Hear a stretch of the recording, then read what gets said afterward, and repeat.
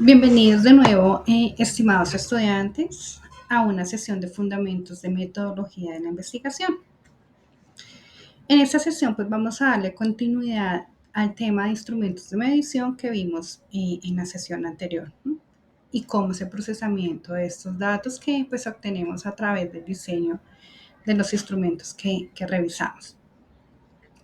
Bueno, existen algunos programas estadísticos que nos permiten procesar todos esos datos.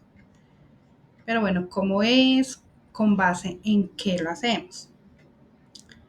Vamos a ver precisamente cómo se hace esa comparación de resultados y cómo también de alguna manera pues nosotros podemos llevar el análisis de esos resultados a una investigación que realmente pues aporte datos verdaderos, datos confiables y por supuesto pues datos innovadores.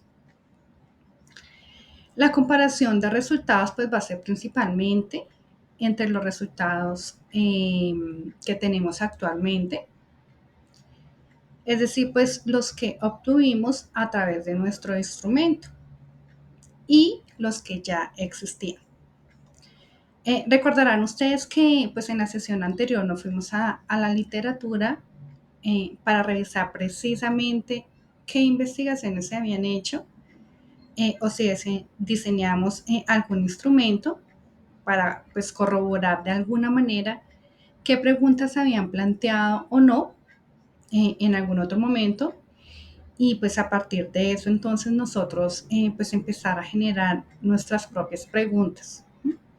O bien pues si estamos haciendo una investigación teórica o quizás por ejemplo en relación a un acelerador de partículas, pues trataremos de ver qué aspectos ya se han valorado y cuáles pues aún no. Aquí pues en la comparación de resultados estamos viendo que de momento nosotros tenemos que, digamos que en cierto punto, confrontar. Esta comparación de resultados se suele llamar pues en algunas investigaciones, aunque no aparece pues necesariamente así en todas, como la discusión. En la discusión, pues nosotros tenemos que retomar la información que hemos plasmado en el marco teórico y que de alguna manera pues ha dejado la puerta abierta.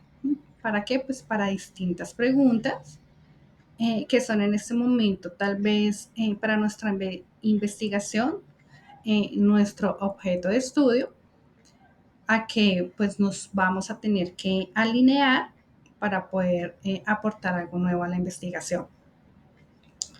Entonces vamos a esa teoría que se encuentra en el marco teórico y vamos tomando a determinados actores que obtuvieron resultados específicos. Y nosotros lo que vamos a hacer pues es compararlos con los resultados que nosotros obtuvimos. Entonces decimos, por ejemplo, el doctor José María Calvo obtuvo que una de las formas en las que se ha registrado que el sueño se genera es a través de la retícula. Por ejemplo, a través de la formación reticular del sistema nervioso. Entonces, esto lo dice el doctor Calvo. Pues bueno, entonces él dice que hay un inhibidor de sueño que nos permite determinar algunas ensoñaciones y eso pues nosotros que hacemos lo contrastamos tal vez con resultados de investigaciones anteriores o investigaciones nuestras y decimos, bueno, pues no solo en la formación reticular, sino que si nosotros, por ejemplo, le inyectamos algún medicamento como el Carbacol, pues vamos a tener determinados resultados en la aceleración o en el consumo o la disminución del sueño y lo vamos comparando. Esto ya en una investigación a nivel básico, ¿no? Pero pues si quizás lo hacemos en una investigación más social, pues nosotros podemos pensar en distintos factores que determinan, por ejemplo, la educación de un grupo de niños pequeños de un jardín, por ejemplo, niños de 4 años. Y podemos decir, Bueno, hay ciertas estrategias de aprendizaje que de acuerdo a los estadios de Piaget ya se generan. Pero en investigación, pues yo me acabo de dar cuenta que no es así. Que un niño, pues no necesita tener 4 años para aprender, por ejemplo, a leer. Entonces, pues comienzo a desarrollar y ahí a analizar un debate. O sea, un debate, pues hasta cierto punto. Pero ese debate, pues, ¿qué es? A nivel escrito, ¿no? En el que yo dejo clara cuál es la relevancia de la investigación y de la investigación, pues claro que yo estoy realizando y en ese sentido, pues también puedo determinar si mi hipótesis planteada inicialmente es aceptada o es rechazada. Esto pues es si yo realmente pude llegar a lo que yo me planteaba originalmente. Si yo estaba en lo correcto, en mi intuición, pues al plantear esta hipótesis, o si realmente yo la rechazo. Y me ciño pues a alguna de mis hipótesis alternas, ¿m? O definitivamente pues acepto la hipótesis nula, es decir, pues que yo no encuentro absolutamente nada a través de esa comparación de resultados. Y pues también se pueden generar de allí unas nuevas perspectivas de investigación, es decir, pues yo puedo encontrar alguna, digamos, aceptación por mi hipótesis, pero pues además de esto, es posible que yo encuentre resultados que yo no esperaba, ¿no? Y que estos resultados, pues bueno, me dejen de alguna manera la puerta abierta para yo poder emprender nuevas investigaciones y que a través de esas investigaciones se pueda llegar a nuevos resultados. Por otra parte, entonces, pues esta codificación se va a entender como la asignación a datos con un valor numérico o con un símbolo que lo represente. Es decir, esto puede ser en un análisis cuantitativo. Recuerden que desde la sesión anterior hablábamos de medición. ¿Recuerdan? La medición que era pues la asignación de un valor precisamente a ciertos datos. Pues bueno, será solamente en los análisis cuantitativos o en su caso, pues si estamos haciendo una investigación mixta, pues vamos a poder llevar estos resultados también a una interpretación o asignación de un valor numérico y a partir de eso pues vamos a poder interpretarlos. Esta codificación, por ejemplo, supongamos que hicimos una encuesta a una facultad, de hecho puede ser, digamos que a la facultad de acá de ingeniería de la universidad. Y ahí no, pues nosotros queremos delimitar cuántos hombres y cuántas mujeres hay. Esto lo queremos hacer en un procesador de datos, puede ser Excel o algún otro programa estadístico. Nosotros pues vamos a poner una etiqueta en la que se asigna un valor para hombres y un valor para las mujeres. En este caso, por ejemplo, asignaríamos con el número 1 a los hombres, en el sexo masculino, eh, y al femenino pues le asignaríamos el número 2. Eso pues para que la captura de los datos sea mucho más sencilla, pues ya que si yo tengo este programa, por ejemplo, pues ya puedo definir más fácilmente si tengo 15 mujeres, pues voy a ir asignando el número 2 para cada mujer que yo me encuentro en ese registro de las encuestas y pues el número 2 para cada registro que me encuentre de un sexo masculino.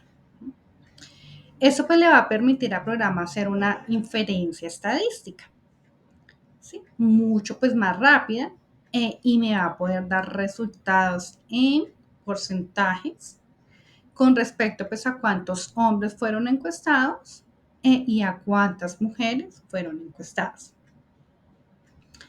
Es importante que tengamos en cuenta También pues algunas escalas de medición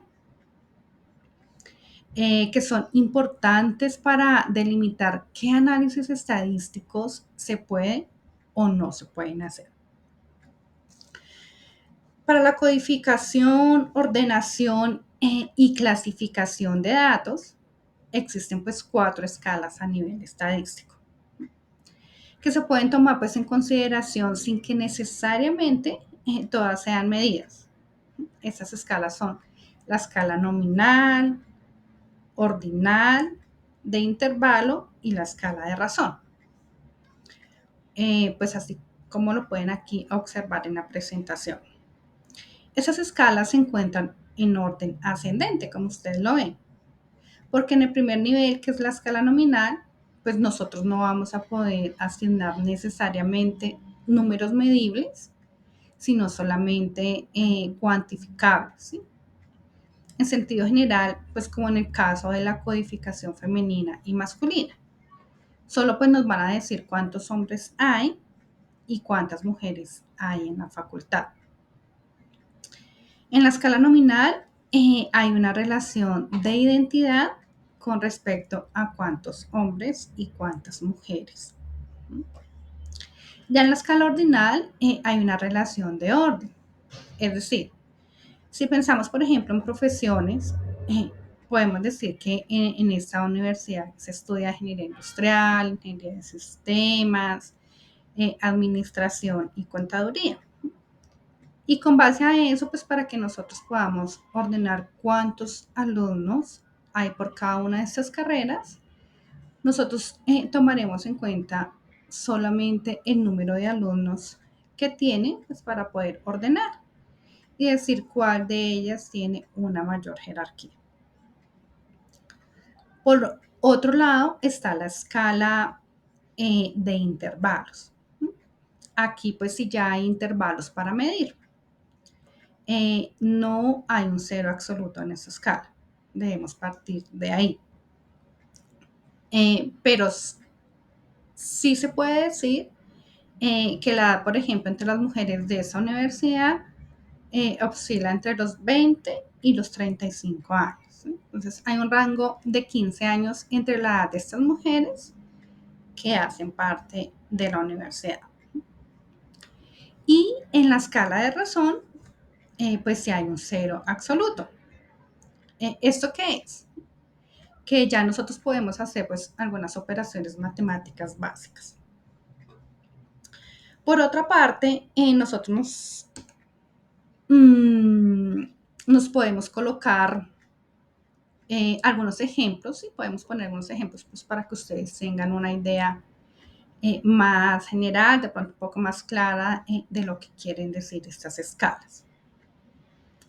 En la escala nominal, como ya se los decía, podemos clasificar ahora pues con el número 1 a las mujeres al sexo femenino y con el número 2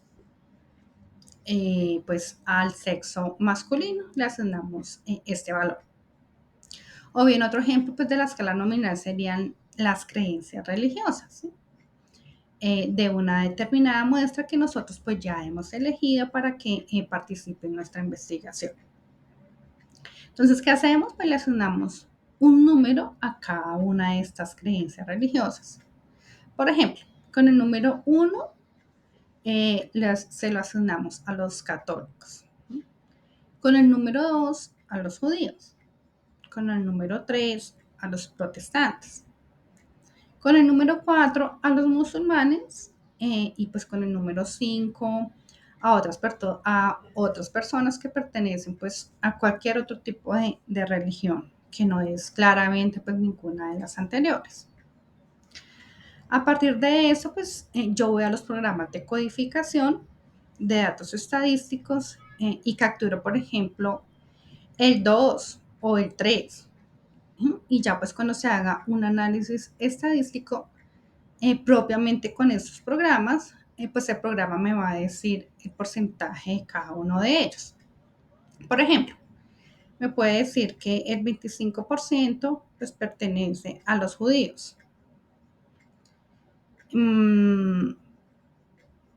que el 30% pertenece a los protestantes, que un 15% pertenece a los musulmanes y pues que el resto pertenece a otras religiones. Bueno, por otro lado, pues en la escala ordinal, como les decía, podemos pensar en determinadas profesiones de una universidad. Pensemos, por ejemplo, en el prestigio ocupacional de los profesionales en Estados Unidos. A este prestigio de ocupaciones pues se les va asignando distintos números de acuerdo a unas encuestas. Entonces, como ustedes observan aquí en la pantalla, esta encuesta tiene un valor, unas profesiones. Están los ingenieros químicos con 90 personas, 80 para la profesión de científicos, 60 para actores comunes y dos personas como manufactureros de tabaco. Aquí pues en lo que ustedes pueden observar ya hay un orden, ¿cierto? En las profesiones y pues con base a ese orden nosotros podemos decir quiénes predominan dentro del ámbito ocupacional en Estados Unidos. Ahora bien, por ejemplo, para una escala de intervalos,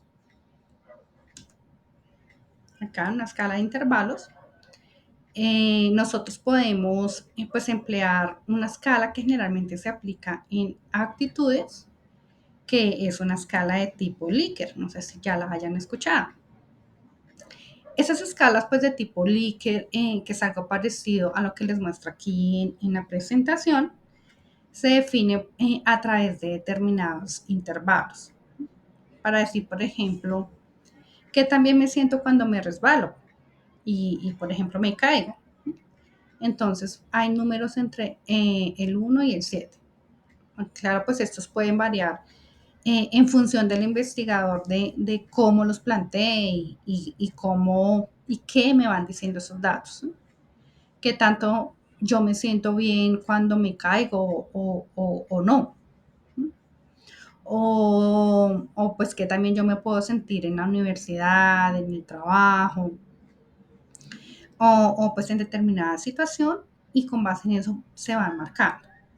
Entonces veamos este ejemplo que dice, marca con una X dentro de la escala de extremos, muy malo y muy bueno, la posición que consideres más acertada a la pregunta del encabezado.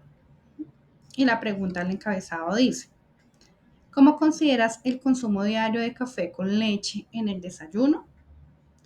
Entonces, la versión 1, que se considera pues como la versión de termómetro, por el tipo de diseño pues con el que se elaboró, se pueden ver del lado izquierdo la opción muy malo y del lado derecho muy bueno. Aquí lo que pide pues es que se marque con una X y se van delimitando ciertos intervalos para su interpretación. La versión 2 por otra parte pues puede ser la versión numerada. Del lado izquierdo se encuentra muy malo y pues, se van asignando ciertos valores a los intervalos como 10, 20, 30, 40, 50, donde pues 10 es más cercano a muy malo y 100 pues ya es muy cercano a muy bueno. En la versión 3 es una división gráfica, ¿sí? En donde solamente se encuentran ciertos trazos que oscilan igual, unos muy cercanos a muy bueno y otros pues ya muy cercanos a muy malo. Con base a eso, pues ahora nosotros sí podremos hacer ya una interpretación que generalmente se traduce en números y se pueden desarrollar ciertas interpretaciones específicas con estos resultados. Ahora bien, en la escala de razón, como les muestro, como les comentaba, es importante pues que tengamos que podamos entender en qué consiste esta escala. Aquí pues ya se pueden hacer otro tipo de uso de operaciones, ¿sí? Ya que debemos recordar que pues hay un cero absoluto en esta escala y pues a partir de ese cero nosotros pues podemos decir ya muchos argumentos, ¿sí? Podemos argumentar ya otro tipo de cosas. Por ejemplo, si nosotros medimos la presión arterial de una persona, ¿sí? Y tenemos que hacerlo, por ejemplo, durante un mes, nosotros partimos de cuál es la presión arterial en el primer día, o sea, en el día cero, ¿no? Que sería pues antes de que se empiece con esa medición. Y posteriormente el día uno, pues que ahora sí ya se comenzó a medir esa presión arterial, a partir de hoy pues se empiezan a contar esos 31 días del mes y yo pues qué hago, ir graficando esos valores que me van a decir cómo oscila entre la presión arterial de esa persona en ese mes pues que yo delimité. Otro ejemplo podría ser aplicar, pues para hacer aplicación de esta escala de razón es a partir de qué tanto, por ejemplo, en la televisión los niños en Estados Unidos. Y aquí, pues bueno, ante la emisión de un programa determinado, pues se pueden ya ir obteniendo valores de cuántos niños ven este programa ya. ¿Mm? Pues que es un programa común y que pues también claramente lo podemos ver aquí en Colombia. Entonces, posteriormente, pues nosotros empezamos a hacer la comparación de esos resultados. Ahora bien, pues es importante que nosotros tengamos en consideración que para clasificar nuestros datos, pues tenemos que ubicarnos inicialmente en qué tipo de datos nosotros tenemos. ¿Sí? Si tenemos datos cuantitativos y que pues estos sean medibles y que tenemos que ubicar dentro de una de esas escalas, tenemos que definir en cuál de ellas va a ser aplicado, ya sea pues la nominal, ya sea la escala ordinal, la escala de intervalos o pues la escala de razón. Y a partir de eso, entonces, pues ahora sí nosotros comenzamos con nuestra captura de datos y posteriormente es importante conocer qué podemos hacer con esos resultados. Si, por ejemplo, yo tengo porcentajes, ¿yo qué voy a hacer con esos porcentajes para representarlos pues, de tal manera que el lector que vea mis resultados pueda interpretarlos? En este caso tal vez pueda pues yo valerme de gráficos o de diseños o de esquemas pues para poder facilitar al lector qué es lo que he obtenido con mi investigación y pues hacia dónde yo puedo dirigir estos resultados. Es importante que si mi investigación ha sido cualitativa, entonces pues yo pueda hacer con precisión un análisis de esos datos. Recuerden que pues, los resultados de una investigación cualitativa estamos hablando de que la muestra no fue probabilística. Luego, entonces, pues no se puede medir y entonces yo puedo hacer pues muchas otras cosas con esa información. Si, por ejemplo, pues nosotros hicimos observación, ya sea participante o no participante, que fue lo que vimos en la sesión anterior, pues entonces podemos hacer un reporte que se conoce como el diario de campo. En este diario de campo lo que se hace pues es reportar todo aquello que nosotros recordemos con respecto a nuestra investigación y pues a nuestra intervención en un determinado campo del conocimiento. Campo de estudio pues fue todo lo que vimos y tuvimos intervención participante. Tratar de, pues, de anotar inclusive cómo nos sentimos estando en interacción con los participantes de la investigación. Por otra parte, por ejemplo, pues si tenemos entrevistas, aquí pues tenemos que tener bien delimitado qué vamos a hacer con esas entrevistas. Por un lado, por ejemplo, tal vez podamos hacer algo que se conoce como las historias de vida, que aquí pues lo que se va a hacer es replantear todo lo que el participante nos ha dicho con una interpretación de determinados asuntos que pues lo han llevado a colocarse en este momento tal vez dentro de nuestra investigación. Y a partir pues, de lo que la persona nos ha contado en su entrevista se pueden interpretar estos datos. También se puede hacer, por ejemplo, un análisis de discurso. En el análisis de discurso, pues se van tomando ciertos fragmentos de esta entrevista.